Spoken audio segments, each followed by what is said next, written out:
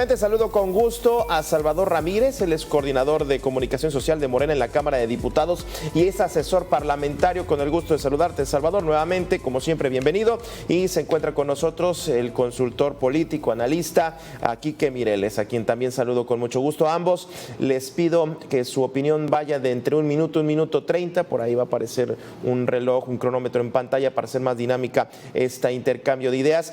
Y justamente para arrancarnos, tras la elección judicial del pasado domingo, ¿sí va a mejorar la justicia? Me arranco contigo, Salvador. Adelante, bienvenido. Gabriel, muchas gracias. Me da gusto saludarte. También saludo al compañero Quique con mucho gusto. Es una pregunta bien interesante porque mientras muchas otras narrativas y muchos otros debates se han enfocado en describir lo que pasó en la jornada electoral del 1 de junio, esta pregunta me parece bastante viable. ¿Va a mejorar ahora el sistema de impartición de justicia en México a partir de esta reforma? Yo creo que sí. Y yo creo que los dos datos tan tenebrosos que diste, 64% de mexicanos y mexicanas que no confían en los jueces, somos el 118 en bastantes índices de los últimos lugares del mundo en impartición de justicia, en Estado de Derecho. Seguir por el camino que llevábamos, pues nos iba a llevar a, como dijimos alguna vez, al despeñadero, donde por cierto ya estábamos, porque nada más hago el paréntesis, de repente resultó que estábamos en Suiza, que estábamos, digo, tanto que luego la oposición suele tomar como broma lo de Dinamarca.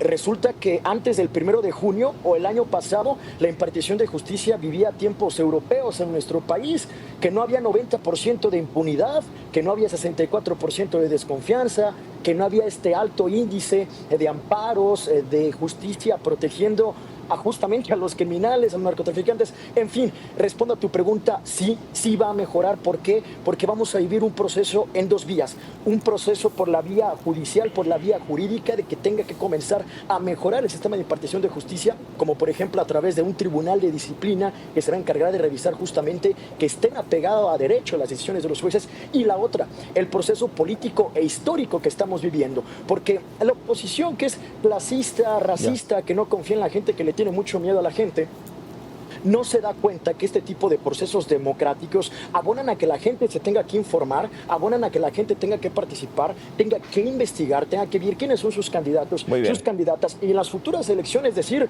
a ver, este juez o esta jueza por la que voté hace 2 años no me funcionó, pues ya no voy a votar por él. Por supuesto que no. Ahí va el proceso, creo yo, Gabriel. Muy bien.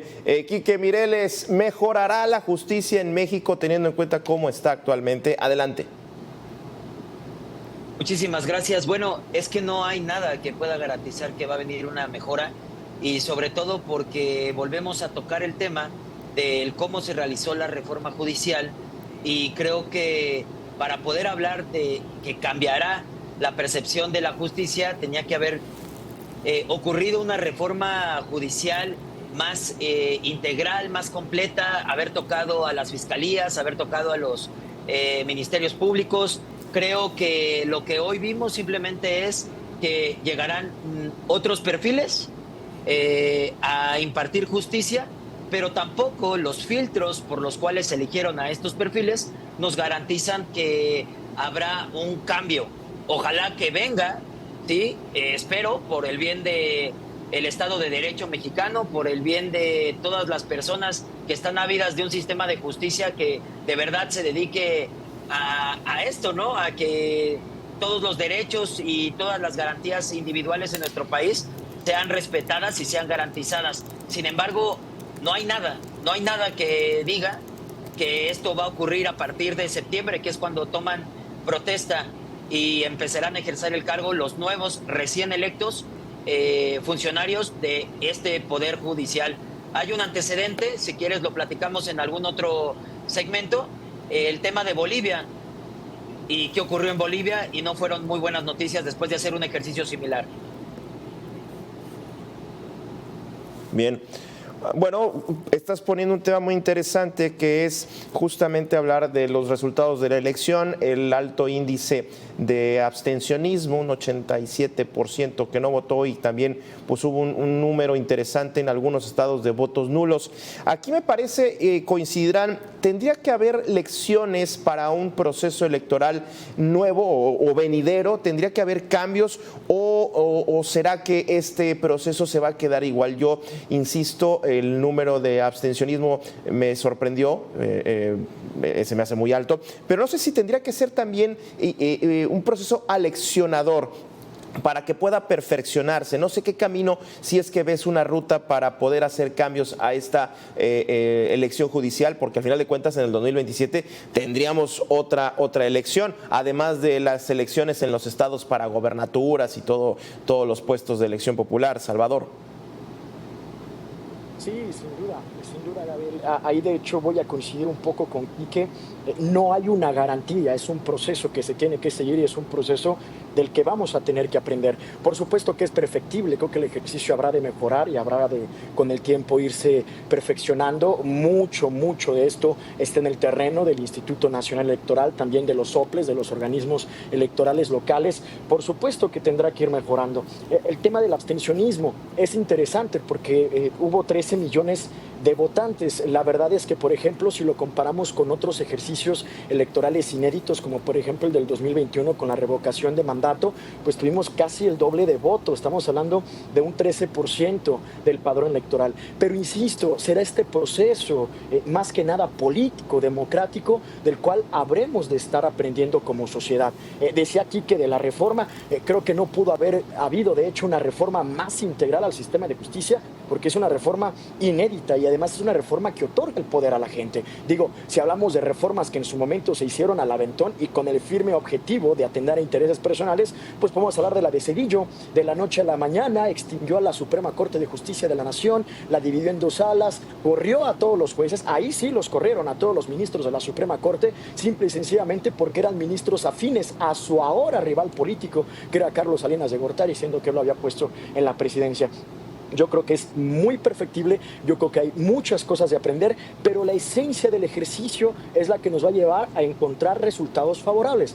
¿Cómo podíamos nosotros esperar que con el antiguo sistema, Quique, que hablaba de los perfiles, por ejemplo, Ortiz Mena, José Alfredo Gutiérrez Ortiz Mena, había sido el jefe del SAT con Felipe Calderón y cuando se convirtió en ministro, le condonó nada más y nada menos que casi 400,000 millones de pesos en impuestos a grandes empresas? Entonces, esos perfiles pues no eran como tampoco brillantes. Entonces, ya tenemos el ejercicio, se puede perfeccionar, pero yo creo que sí podremos ver mejores resultados. Quique Mireles, sobre el tema del abstencionismo que ya adelantabas, ¿cómo lo observaste? ¿Cómo lo estás midiendo tú? Bueno, para empezar hay que tener muy en claro, ¿se fue la señal? ¿Ya estoy ahí? Perfecto. Para empezar hay que tener muy en claro que debemos de separar los procesos electorales. No podemos hablar de una elección y quererla comparar con consultas populares o con revocación de mandato. Son conceptos totalmente diferentes. Incluso las consultas populares y la revocación de mandato, estos procesos electorales, tienen establecido en la Constitución y en las leyes orgánicas un mínimo de participación ciudadana para que sean vinculantes, el 40%, los dos. Una elección no tiene un mínimo de participación ciudadana, una elección es vinculante desde el inicio. Los resultados de una elección, tengan la participación que tenga, son los resultados que se deben de respetar. Entonces no se puede hacer una comparación de algo que no tiene nada que ver, es comparar peras con manzanas. Y el tema es, por más que hoy se hable de que se democratizó el Poder Judicial, esto no es garante de que los perfiles hoy elegidos tendrán las habilidades técnicas para poder realizar sus labores. Dicen, es que antes también no teníamos una garantía de que los perfiles, entonces pues si hoy no tienen estas habilidades técnicas no pasa nada, antes tampoco. No, pero se trata de mejorar y solo por mencionar algo del tema de lo que sucedió con Cedillo, además de una reducción de la Corte, del tamaño de la Corte, la división en salas, también se les dieron facultades nuevas a los ministros que les dieron mayor autonomía y tan buenas fueron que hoy se mantienen, no se tocaron en la reforma judicial, como el tema, por ejemplo, de las controversias constitucionales. Eso se Eso surgió en aquel entonces y tan va a continuar que hoy los nuevos ministros que tomen posesión en septiembre tendrán esas facultades todavía, ¿no? Si hubieran sido errores, pues incluso hoy se hubieran modificado. Muy bien. Ahora, denme su opinión sobre, yo sigo con el tema del número del abstencionismo, sobre todo, digamos que el resultado tiene varios factores, o podemos sacarlo, lo complejo que pueda ser, las reglas del juego, lo difícil de entender el Poder Judicial, que algo que he destacado mucho de este proceso es la apertura del Poder Judicial, haber platicado con magistrados, con jueces, esa parte yo la destaco mucho. Pero denme su opinión, he escuchado muchas opiniones, unos a favor, otros en contra, sobre una de las reglas que llamó mucho la atención, es que los partidos políticos debían de estar fuera, no se deberían de meter, pero no sé si en este caso deberían de participar o deberían de estar inmiscuirse más, teniendo en cuenta que, pues por un lado, la oposición a Morena hizo un llamado a no participar, y por otro lado, pues el oficialismo, la presidenta inclusive, hacía el llamado a votar. Entonces, ¿qué papel deberían de jugar los partidos políticos? ¿Deberían de estar afuera de este proceso o deberían de inmiscuirse más? Salvador. No, bueno, yo creo que ahí como está la reforma planteada en estos momentos es bastante clara que los partidos no formen parte por completo de estos ejercicios. De hecho, en algún momento se peleó para que hubiera apertura y que los diferentes poderes, que son los que finalmente aprobaron a los perfiles, pudieran promover la elección, pero quizás que los partidos políticos se puedan inmiscuir deliberadamente en el proceso lo viciaría, porque finalmente los partidos tienen una vocación de movilización, tienen una vocación política, tienen una vocación partidista que a lo mejor sí no empataría con este proceso que deberá de ser muy democrático y muy independiente de cada persona. ¿Perdón? Ok. Entonces, yo creo que la reforma como está planteada habrá de mejorar, habrá de perfeccionarse en ese sentido, y quizás a lo mejor en esos momentos no sería lo mejor que los partidos puedan abiertamente inmiscuirse en el proceso. De hecho, los partidos, si tú te registrabas para ser observador y tenías afiliación partidista, la plataforma del INE lo detectaba automáticamente y no te dejaba participar como observador. Entonces, yo creo que sí es importante mantener esa barrera. Nada más para responderle a Quique. Quique, ahora, Mireles, ahora que tú vas a poder votar por los jueces, si un juez o una jueza no hizo el trabajo como debía, si tú te metes y revisas sus resoluciones y consideras que no estás de acuerdo con lo que se resolvió, tú vas a poder votar por otro juez o otra jueza que les sustituya en la siguiente elección. Es algo que antes no se tenía y es algo de lo que no se está hablando, que antes no teníamos ese poder como ciudadanos. No creo que sean conceptos distintos el comparar con otros ejercicios democráticos, porque además es un ejercicio inédito no solo en México, sino también en el mundo. Yo creo que podemos comenzar a hacer un poco de política comparada, al menos aquí en lo interno, con los ejercicios, ¿no? Muy bien. Quique Mireles, siguiendo con el tema de los partidos, ¿deben de participar en este tipo de procesos? ¿Tú cómo lo observas? Adelante. Bueno, es que la ley es muy clara. No deberían de participar los partidos políticos, la misma reforma lo dice. No debería de involucrarse ningún partido, no debería de involucrarse tampoco en el tema de las candidaturas, ni tampoco impulsar candidaturas. Y estamos hablando de tanto del oficialismo como de la oposición. En realidad este es un proceso en el que los partidos deberían de estar fuera, ¿no? Por eso también para mí no son comparables las disposiciones que han estado sacando tanto el oficialismo como la oposición, intentando comparar el número de votación con votaciones respecto a otros procesos electorales, o la votación o el índice de votación o los censos, las encuestas de votación que favorezcan a un partido o a otro. Me parece algo que no tiene sentido, y sí coincido, y nadie ha puesto en duda de que esto es algo histórico, pero histórico porque es la primera vez que sucede, pero de eso a que sea algo que vaya a cambiar para bien, pues no podemos, como lo dije hace un momento, garantizarlo.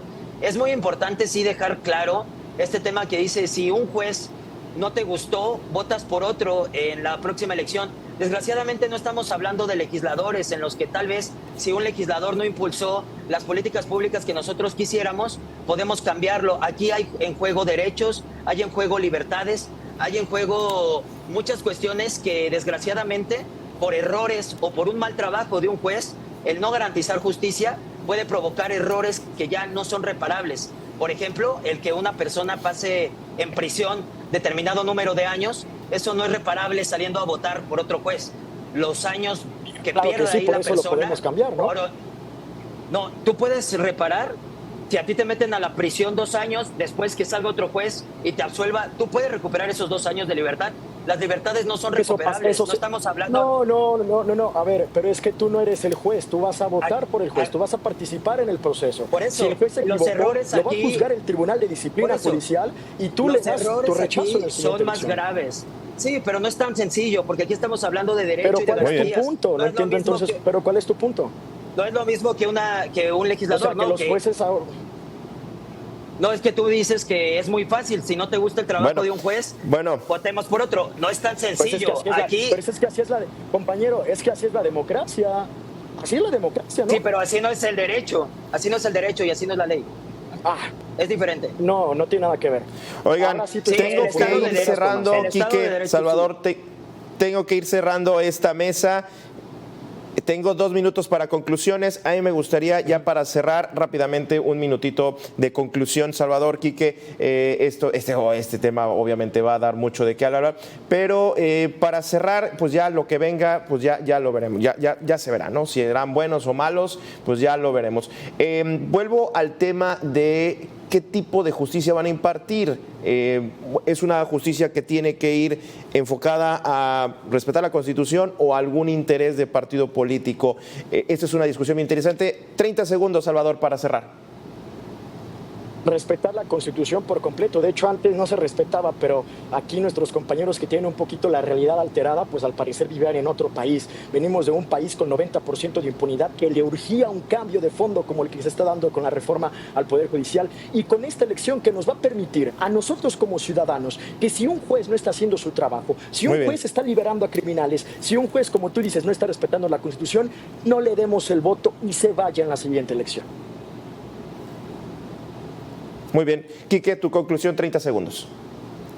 Sí, bueno, creo que la reforma judicial no fue a fondo, ¿sí? No toca a las fiscalías, no toca a los ministerios públicos y desgraciadamente esto era parte fundamental para poder garantizar y cambiar el modo de hacer justicia en México y pues no sabemos qué tipo de justicia vayan a impartir. La justicia no tiene que venir a modo, no tiene que ser de carácter ideológico ni partidista. La justicia debe de ser el respeto total a la ley. Es decir, ¿cómo deben de hacer justicia los elegidos? Respetando lo que está en la ley. Ahí no hay duda. Tiene que ir así. Salvador, Quique, muchísimas gracias. Yo sé que esto da para mucho más. A ver si nos podemos volver a ver próximamente para seguir discutiendo de este tema. Salvador, Quique, nuevamente gracias.